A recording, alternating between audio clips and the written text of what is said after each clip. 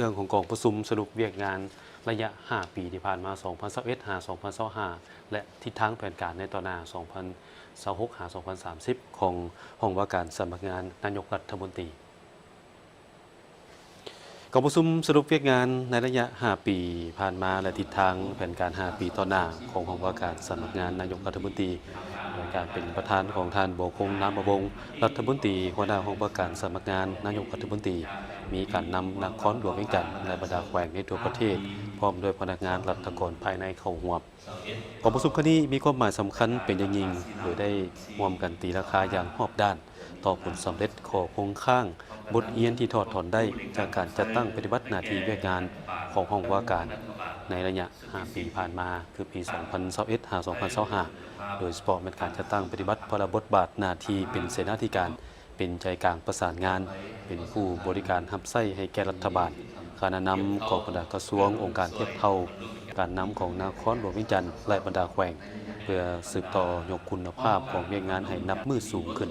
พร้อมกันนั้นกองประชุมได้รับฟังการเผยแพร่บรรดานิติกรรมที่ติดพันกับรัฐบาลสุดที่ 10และบทประกอบความเห็นจากบรรดาแผนงการจำนวนหนึ่ง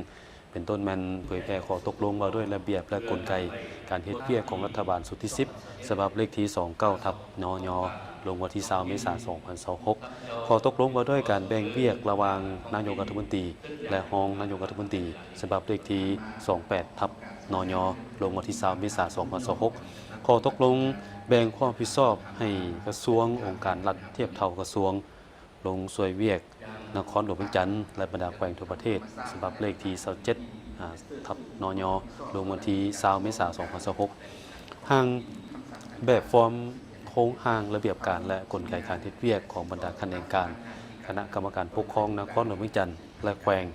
ห่างแบบฟอร์มโครงห่างบทรายงานสภาพพ้นเด่นประจำเดือนของบรรดาแผนงการและท้องถิ่น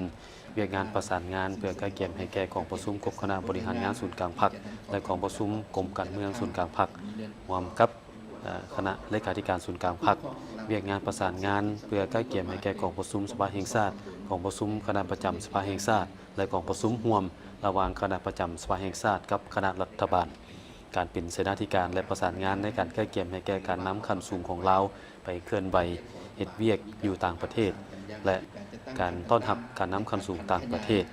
พร้อมกันนี้ก็เป็นเสนาธิการและประสานงานในการสร้างแผนพัฒนาเศรษฐกิจสังคมและแผนการลงทุนของรัฐการประสานงานในการแก้ไขปัญหาเข่งห้อนที่เกิดขึ้นภายในแขวงการเป็นเสนาธิการและประสานงานในเวียกงานก่อสร้างรากฐานการเมืองเป็นเสนาธิการและประสานงานในการปฏิบัติตามหลัก 414/รบเกี่ยวกับนโยบายพัฒนาเวียกงานพัฒนาเศรษฐกิจสังคมของแขวงการเป็นเสนาธิการและประสานงานเวียกงานในการแก้ไขความบ่เป็นระเบียบเรียบร้อยในตัวเมืองการเป็นเสนาธิการและประสานงานเวียกงานในการจราจรและแก้ไขเอกสารภายในแขวงและเวียกงานพิธีการ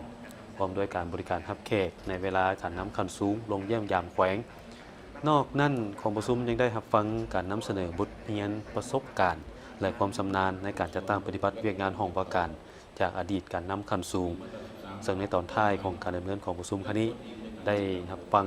การโอ้ลมและให้ทิศชี้นำจากทางสอนไซศรีพันดอนนายกรัฐมนตรีเพื่อเป็นเข็มทิศยังทางให้แก่การจัดตั้งปฏิบัติเวียกงานห้องว่าการโดยเฉพาะการเป็นเสนาธิการประสานงานและบริการรับใช้การนำให้มีประสิทธิภาพและประสิทธิผลสูง